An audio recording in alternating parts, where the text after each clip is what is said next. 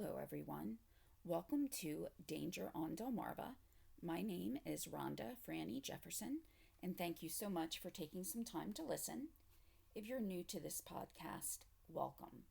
We explore events that have taken place on the eastern shores of Delaware, Maryland, and Virginia, otherwise known as the Delmarva Peninsula.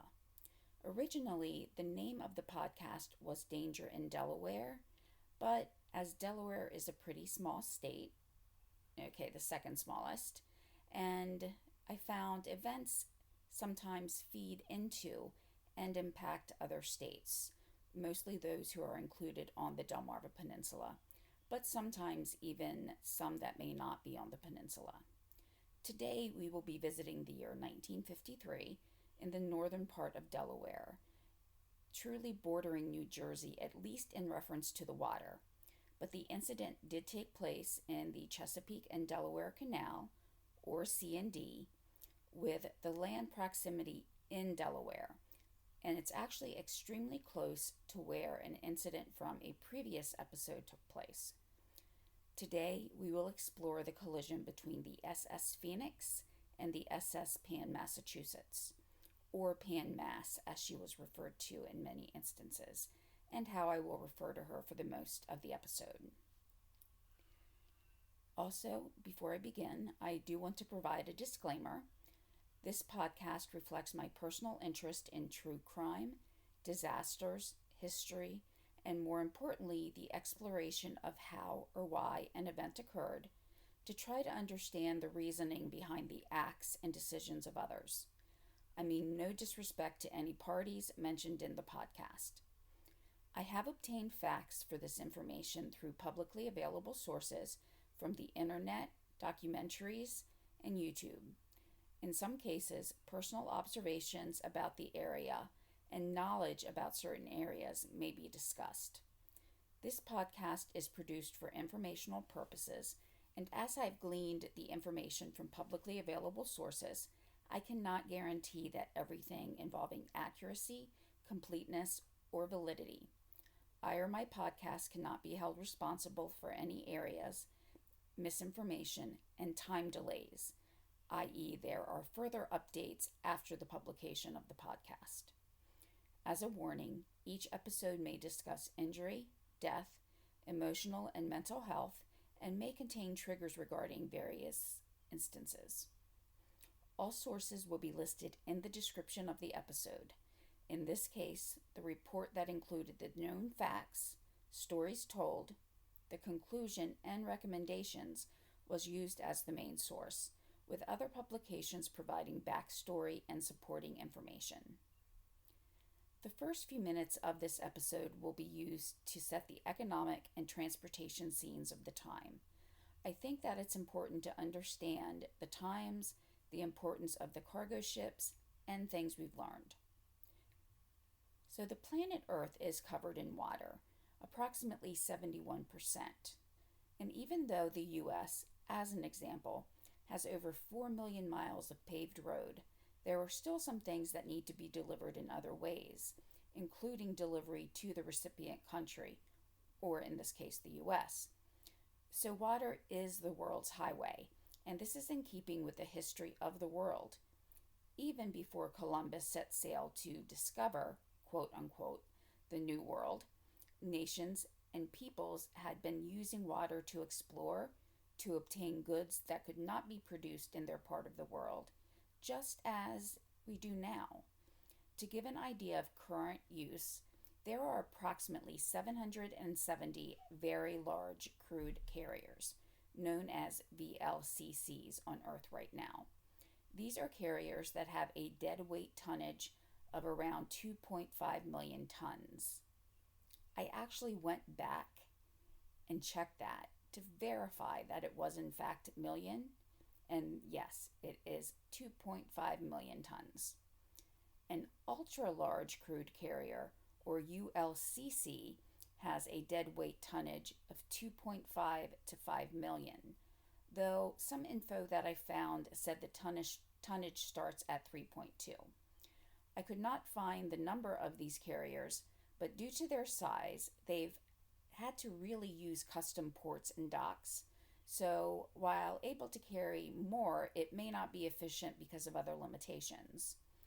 The transportation of crude, oil, gas, or any such fuel is one of the biggest, if not the biggest, user of massive ships and shipping lanes.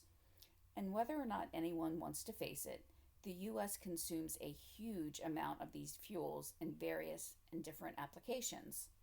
Shipping has always been an integral part of this country's history, and not just to the U.S., but to the world. I don't think that today we always recognize the importance of ships to our economy, but I want to set the scene and give an idea of how important shipping lines were, especially around the East Coast and Delmarva. Ferries were used to transport people to and from the eastern shore of Virginia to the west. In 1954, so really just shortly after the incident I'll be reporting on, and to quote specifically from the board, Virginia General Assembly created the Chesapeake Bay Ferry District and the Chesapeake Bay Ferry Commission as the governing body of the district, subsequently the Chesapeake Bay Bridge and Tunnel District and Commission.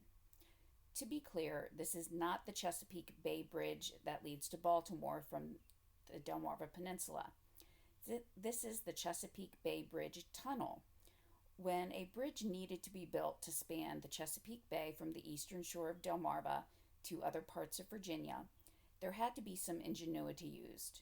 While the use of ferries for the crossing had been the norm previously, increases in shipping needs had led to a commission to explore the possibility of a fixed passage.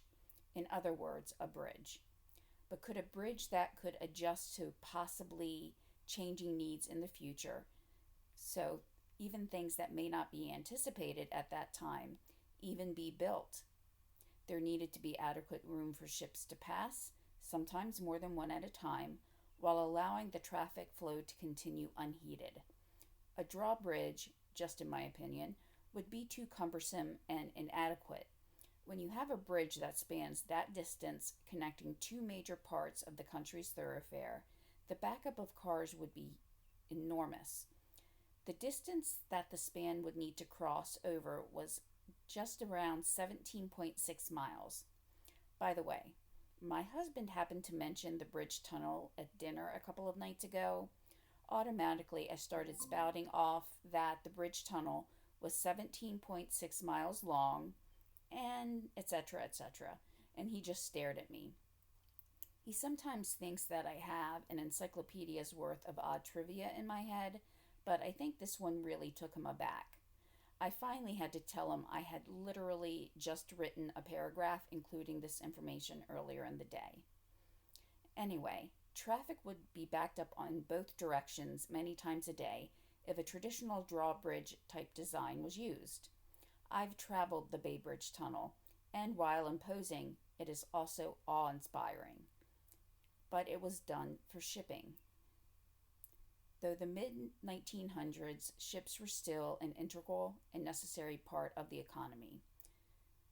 The bridge tunnel was an engineering feat that allowed for most of the passage to be a traditional bridge while dipping under the water for 2 1-mile spans so that ships could cross over at these parts. It opened in 1964 and was named one of the 7 engineering wonders of the modern world the following year. I feel that this information is relevant because it showed the continuing importance of ships even after other tragedies had taken place, and that they are irreplaceable at this point in time in order to continue our lives as we know them. So since the Earth is over 71% water, that should be plenty of room to avoid any incursions. Or is it? There are not only VLCCs and ULCCs roaming the Earth, but there are smaller tankers, fishing boats, cruise ship, other cargo ships, and the list could go on and on. But still, it's so much water. So, we would think that open water should not be an issue. Think of it as a bottleneck. There are ships that are in the gigantic bottle of the oceans. However, they're all coming into this bottleneck at ports. So, since you have ships meeting there, that is really one of the prime locations where you could have some type of collision or accident. Even in today's world of advanced technology, radar, centralized communication, accidents still happen. I'm sure we'll be covering some of those in the future episodes. So, in 1953, before computers and GPS, accidents could abound even more. In the late evening of June 5th into the early morning of June 6th, 1953, two tankers, albeit smaller than the ones mentioned above with the VLCCs, were on a collision course in the C&D Canal. If you've listened to previous episodes, I've mentioned the Chesapeake and Delaware Canal as the line that divides Northern Delaware from what we affectionately call Lower Slower Delaware, meaning Kent and Sussex County. We sometimes just say below the canal. The Phoenix, owned by National Bulk Carrier Company, or NBCC, but being leased to other oil companies, was empty on this day. It had left the Sinclair refinery in Marcus Hook, Pennsylvania. The Phoenix actually had a history within the state of Delaware. NBCC filed suit against the U.S. government regarding the purchase of the Phoenix and two other carriers after World War II. The suit was filed in Delaware with some Delaware attorneys working on the case on both sides. I'm not going to bore you with the details that would probably make an accountant squeal with glee, but it had something to do with the purchase price, mortgage, taxes, and a change to the law on purchase prices, which instigated this lawsuit. The Phoenix was the first of the Phoenix class tankers, but there were only 4 of this class ever made. The 4th ship was actually built using the same design, but it was not commissioned by the Wartime Maritime Commission. It was, however, built by the same company that had built the previous 3. The Phoenix was 556 feet long, according to one report, and 542.6 according to another. But either way, it was huge. It had a dead weight tonnage of 23,900. DWT is the measure of how much weight a ship can carry. It is the sum of the weights of cargo, fuel, fresh water, ballast water, provisions, passengers, and crew. The Pan Mass was also built by NBCC, but just a little shorter at 515 feet or 501.9 according to the other report, but again, huge. The Pan Mass had already had a turbulent history. So a ship that someone would have to drag me onto the boat, then trap me because I'd be scared. And I'm not one to be scared on ships or planes or bridges, but given this history, I would be. The Pan Mass had already been damaged by fire in Texas while loaded with aviation fuel in 1947. It took a day before the fire was under control, but she was repaired for further use.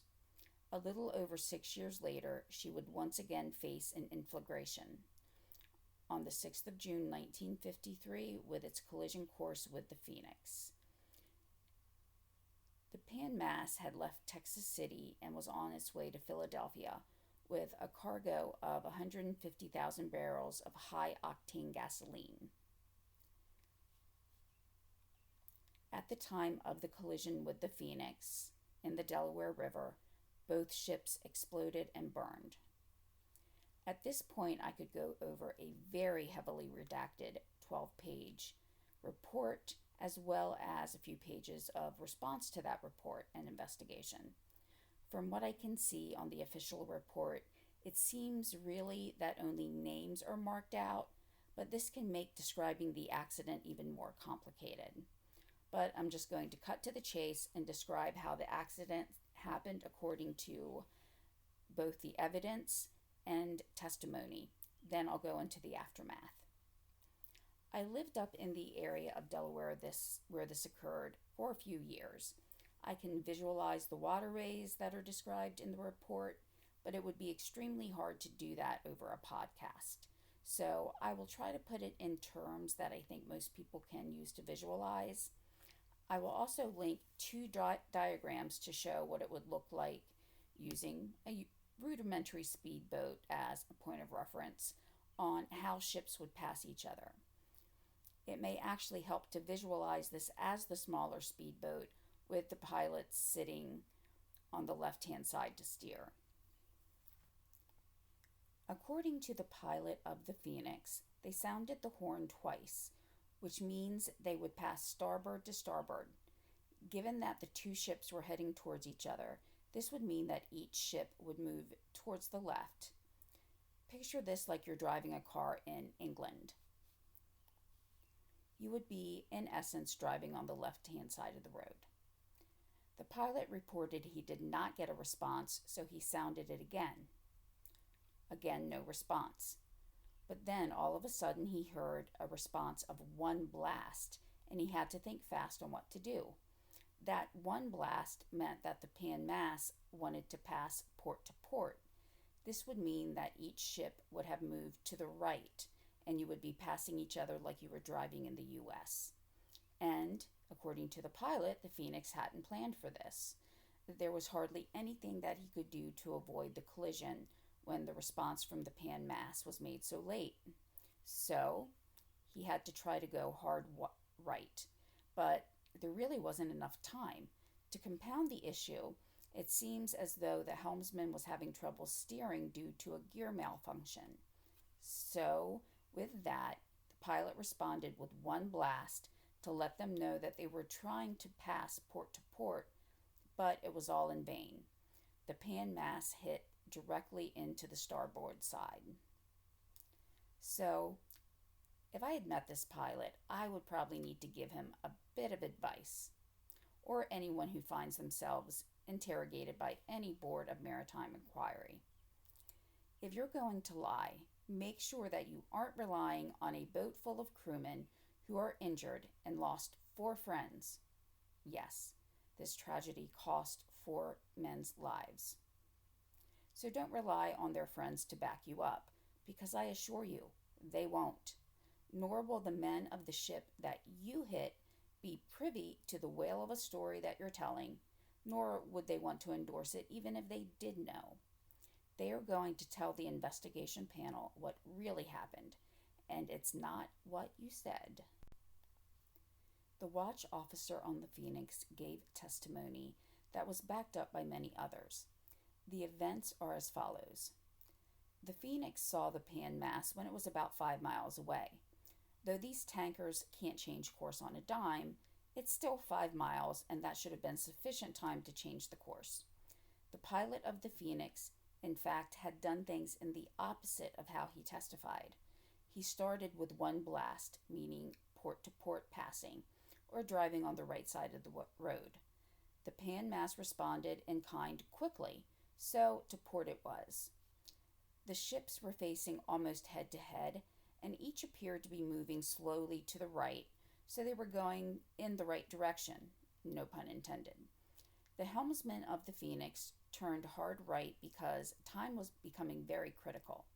But all of a sudden, the pilot of the Phoenix ordered 2 blasts, so this would in essence undo what they'd been doing at this point, and he ordered it hard left. The 2 ships were now about a quarter of a mile away from each other, so that previous 4.7 miles had gone by very quickly. And even though the original intent and movements had been for both ships to move right, the pilot of the Phoenix continued with another 2 blasts and orders to keep her left. The ship's master of the Phoenix then appeared on deck. By the way, he'd been working in his room, working on what I'm sure was a tedious amount of paperwork. But when he heard the first blast, he ignored them because it sounded routine. It was when he heard the second 2 blasts, he decided to take a look at what was going on. He had enough time to enter the deck, ask the pilot, "What have you done? Why don't you stop her?" He made a command to stop, but then the collision occurred in about 5 seconds. Okay, I can believe most of what the ship's master said, But according to the watch officer, there was a first blast of one signal, followed by another by the pan mass. But this is not mentioned in the master's testimony that he even heard the first single blasts. I don't know if it was unintentionally omitted or, who knows, any number of possibilities, but the explosion after the impact was almost instantaneous. A cargo tank was destroyed and there were flames everywhere. The ability to communicate externally was also destroyed. Then there was a second explosion, and the helmsman jumped overboard, and the third mate was ordered to drop the anchor.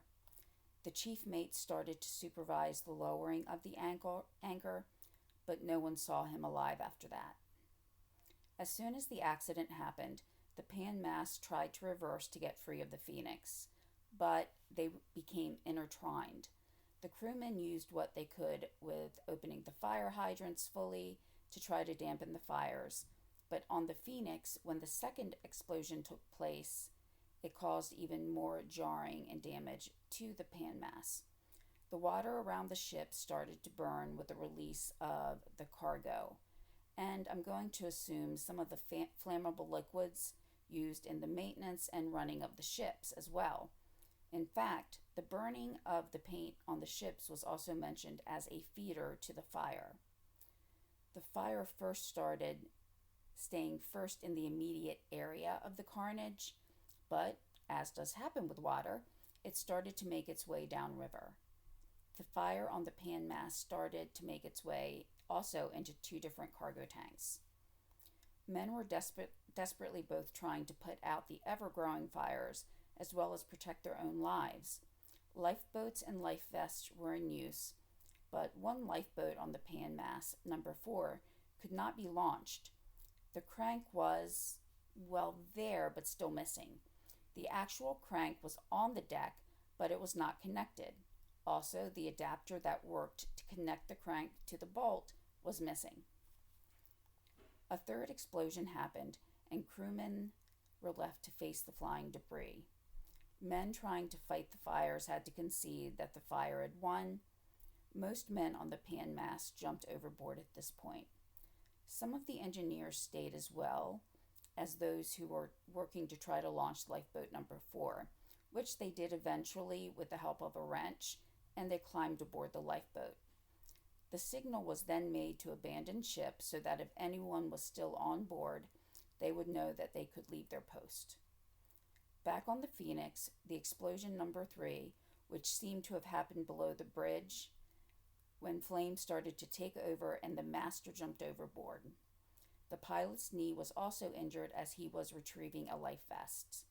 The second mate, who along with so many that night was a hero, helped the pilot over the side before he went over.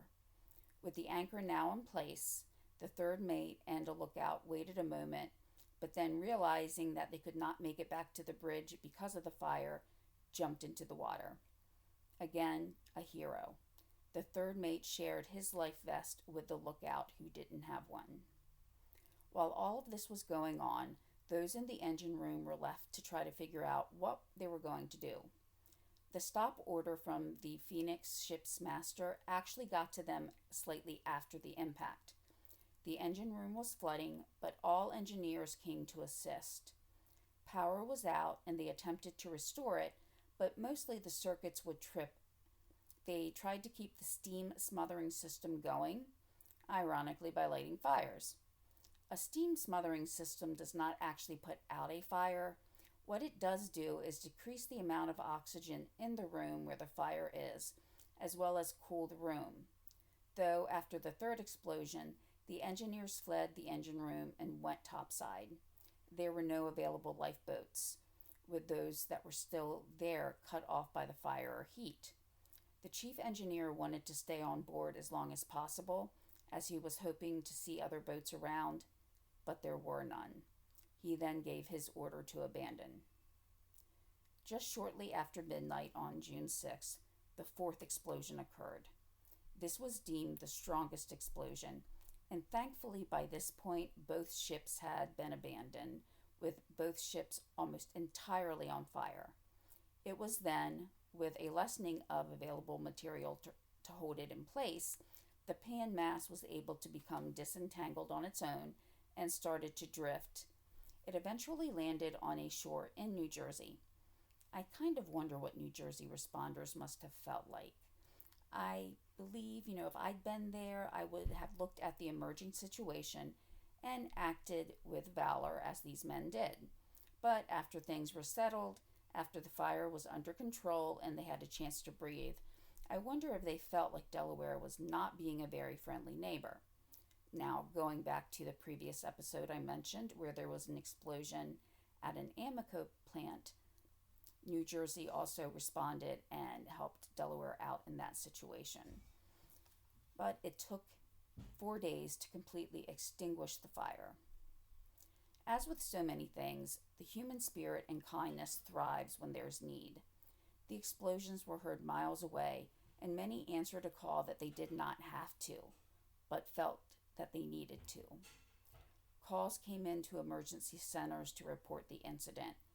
There were actually Army engineer vessels in the vicinity, and they were the first to arrive, along with the Salem, New Jersey Rescue Squad. So again, New Jersey is coming in to help their neighbor. A freight ship was in the vicinity, and it did pass the two ships, anchoring about 3 miles away. I definitely understand that. The ship's crew needed to be protected as well.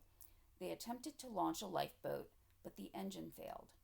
By the time that they went to another lifeboat, rescue efforts were well underway, and the captain of this ship, named the American Ranger, deemed that he could not be of any further assistance. During testimony, it was relayed by a number of the men that the life jackets did not work properly and would ride up, or as seen in other descriptions, the body would start to slip out until the top tie of the life vest went directly under the chin. He eventually undid the tie, and this is when he experienced the biggest issue. He started to slip more and more, and the life jacket was not effective. The survivor said that he had been in the water approximately 1 hour and 45 minutes, but finally had to take the jacket off, but still kept it to hold on to. Thankfully, he was rescued shortly after. While the life vests were a major concern to those who needed them that night, the true value could be heard in one man's testimony. He could not remember going into the water, but he had donned his life jacket early on. When he awoke, he was then in the water, on his back with his head above. With the life jacket on properly, it had done its job admirably without the survivor needing to do anything other than put on the jacket. Even when he was incapacitated, the jacket did all of the work. The life jackets were all up to standards of the time. Numerous tests were run and showed that they worked as required. At the Phoenix, 4 people had lost their lives that night. The pan mass did not lose any. At the time of the report, 3 of the 4 bodies had been found. So, what did the report conclude? First, they completely ignored the testimony of the Phoenix pilot, as both the testimony and position of the ships did not support his tale. And that's really what it was, a tale. And there were also winds and tides that were strong that night, but this was a known issue in the area.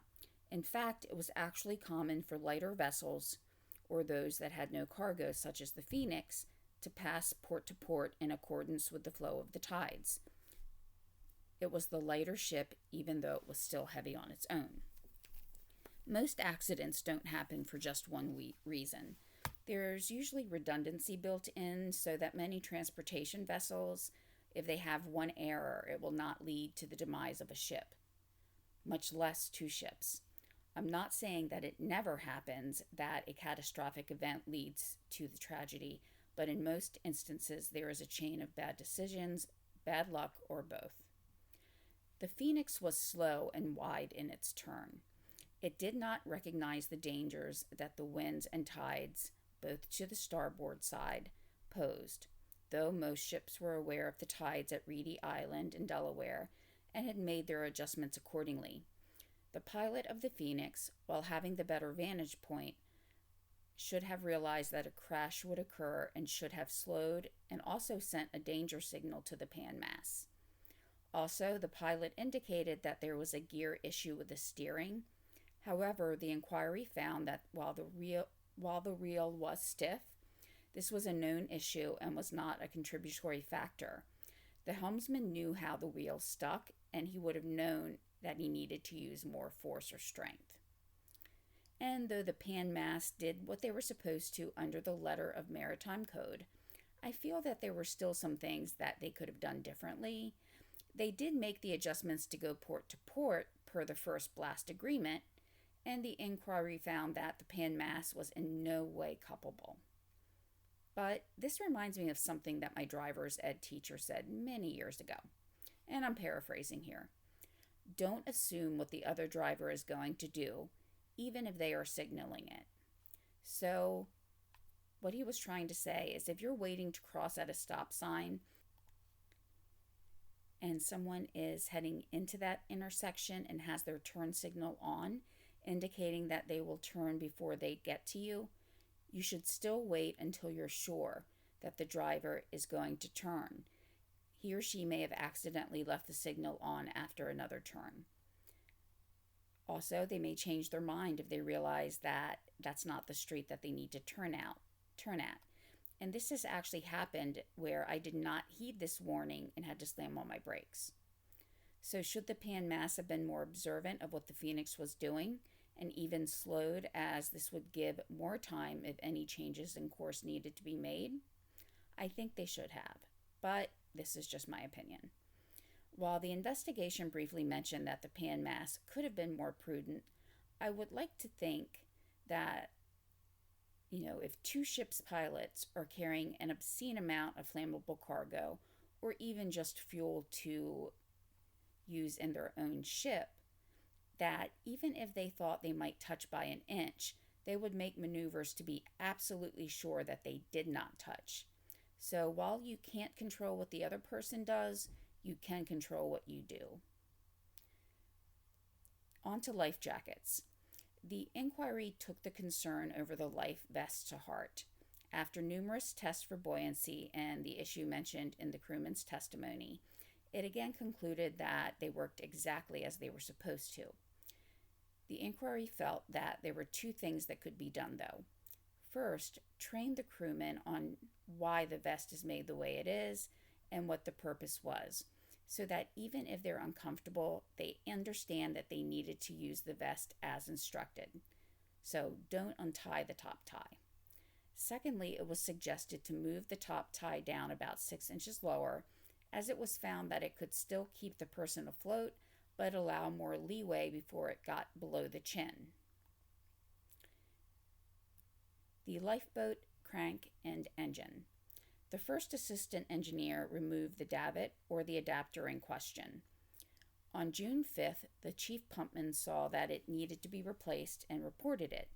This is where the redacted names really make things very confusing. There were 2 people involved in the construction and replacement of the adapter, but with the names redacted, I can only see that one actually made the new adapter, which I actually find this kind of wonderful, as it shows that the engineers did have hands-on experience and didn't just enter a product number on an order form and wait for it to come.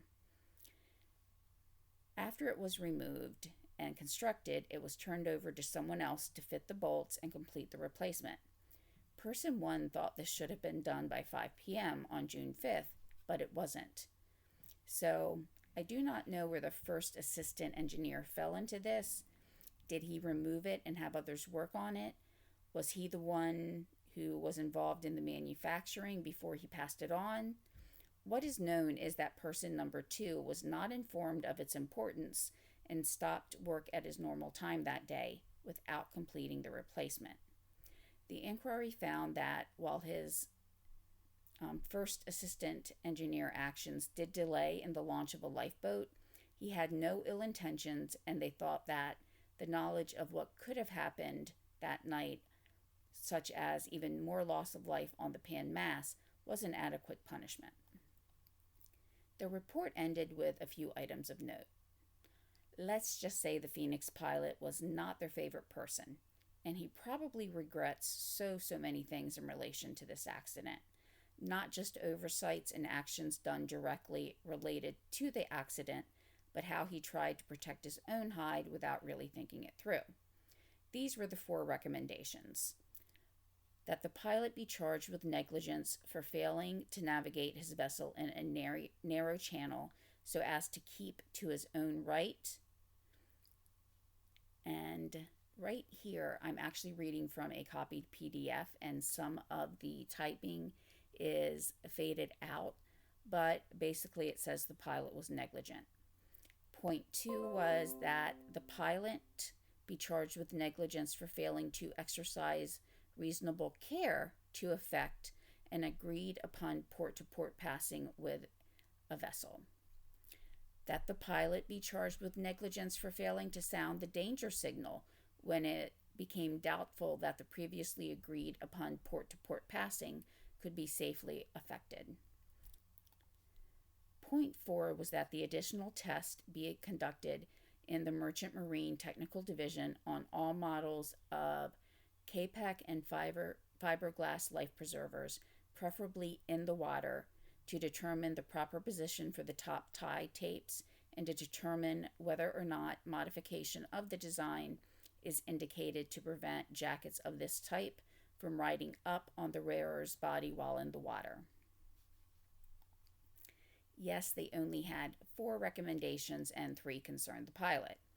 Though, frankly, I do think that there should have been some more recommendations to the pan mass about being defensive drivers, to use the term that we're probably more familiar with, and address and recommend how all work orders should be addressed in relation to the lifeboat crank adapter. I at times found myself wondering if they were so perturbed by the pilot of the Phoenix that they almost ignored the pan mass in regards to the inquiry. As I mentioned before, tragedy can bring the best out in people. In the report, there was a point, though not a recommendation, that said as follows: although there were only isolated references in the record, the board took notice of the valuable services rendered by the Army engineers, the state and local authorities in both New Jersey and Delaware, the City of Philadelphia, the U.S. Navy, various disaster relief organizations, the hospitals in the area, commercial organizations, and numerous private citizens. Had it not been for the timely response and concerted efforts of all these organizations and individuals, the loss of life and damage to property resulting from this casualty would conceivably have been far greater. So, what are my complete thoughts on the accident and the subsequent inquiry? Just to emphasize, these are my thoughts based on reading the report, any additional info, as well as knowledge of how some things are done today. First, in the report itself, to me, the writing of it seemed haphazard. Now, you might be asking, why am I mentioning the writing of the report? For one, the report could have easily been cut down by 3 pages or more, making it easier to read while still emphasizing the key points. At times, it was difficult to figure out if the report was discussing the Phoenix or the Pan Mass. Someone reading it without the redacted names may have had an easier time surmising this mention of a certain crew member and realized they were on a certain ship, and it would have made it more clear. So while it's not actually part of the cause of the accident, it could still be made easier for both contemporary and future sailors to learn from. If reports are going to be made so that people can learn from them, they have to be easily read and easily understood. Another thing that I noticed is there was no report of the environmental impact. A lot of the cargo from the Pan Mass could have been retrieved, though it did lose cargo as well as the actual fuel, debris, and other hazards. My curiosity could stem from the previous episode regarding the Amoco explosion from 1980. There was environmental impact, and even decades after the accident, Amoco, or BP, British Petroleum, who had taken them over, was still held liable. It may also be something that, As decades and generations have come, there is more awareness of the importance of the environmental impact. And information about cleanup done 2 to 3 decades after the Amoco explosion, studies found that the pollutants were 5 feet deep in places. While the report indicated that this was due to pollutants released from the explosion, it does give insight on how one incident can be detrimental to the wildlife habitat and natural resources for years to come. I also do have to wonder if all 5 feet were just from Amoco, or if half a century of ignorance, or just plain ignoring, created a veritable marsh of pollution. In the report, there was mention of paint. In that section, it mentioned that the fire was also fed by paint. I tried to find if this was addressed anywhere and could not find that it had been. I found information generally that stated that paint was not flammable, but was combustible. So if you're anything like me, I question what the difference was. So this is a direct quote from a source. Flammable and combustible liquids are liquids that can burn. Generally speaking, flammable liquids will ignite or catch fire and burn easily at normal working temperatures. Combustible liquids have the ability to burn at temperatures that are usually above working temperatures. While the difference is noted and even deemed acceptable, it actually concerns me when something so readily seen on any type of construction is combustible. In the case of these tankers, it fed the fire because the fire was above normal working conditions. And what do I see as the cause of the accident and actions that were taken? While I'm not a sailor or an engineer, I'm just an observer, but to me the cause is complacency. Complacency on the part of the Phoenix pilot in navigating what he saw as a normal or routine passing. This is echoed in the ship's master ignoring at least the first blasts. Complacency in assuming that another vessel is going to execute every maneuver 100% correctly, even though the winds and tide were having an effect. Complacency in how repairs are done. The thought could have been, we've been on this ship how many days and nothing's happened. All it takes is 1 minute, not even the whole night, so procedures should be in place for a reason. Later on, complacency about storage and fuel and oil, indicating that lessons are not learned easily. Complacency of our natural resources. One shipping accident or engineering disaster won't hurt that much, or at least we can tell ourselves that. But with decades of misuse, ignorance, and ambivalence compounding each disaster, we cannot afford to be blind to the impact on the planet that supports us. I also see complacency on the American Ranger, who could not launch the lifeboat because the engine was not working. It was just assumed that it would start, even though it may not have been used since it was first put on the ship. So I guess if all else fails, maybe we can just tell the powers that be within the shipping industry, and this company in particular, as they were both owned by the same company, that the total loss was $13 million that night. Well, in today's money, that's approximately $130 million. So what happened afterwards? Unlike the Phoenix, the mythical bird, the Phoenix ship did not rise again. However, the Pan Mass did. After a brief stop in Baltimore for salvage, it eventually made its way to the NBC shipyard in Japan, where she was repaired, lengthened to 646 feet, so quite a bit, and relaunched under the name of the Commonwealth. She later went through incarnations under the name of Calgary, Defiant Spirit, and after another fire in 1966, the Cerberus. But it did not actually sail under that name, but instead was sent to be scrapped. I guess at 3 fires her Defiant Spirit was spent, but maybe I should make that 4 fires. She was going through the process of being broken down in the fall of 1968. And again, I see complacency here. This was being done with 22,000 gallons of oil still aboard the center tanks. So, during this operation, one tank completely exploded and the tank to each side was significantly damaged. The decks fell and the bridge was destroyed. And picture me face palming about 30 times, as one face palm is not sufficient. There was also salvaged oil stored in drums on the deck. Some of these drums caught fire, which spread to another boat, the Coastal Sentry. The boat was also slated to be scrapped, with 57,000 gallons of oil aboard. So this was not only questionable safety-wise, but stewardship-wise.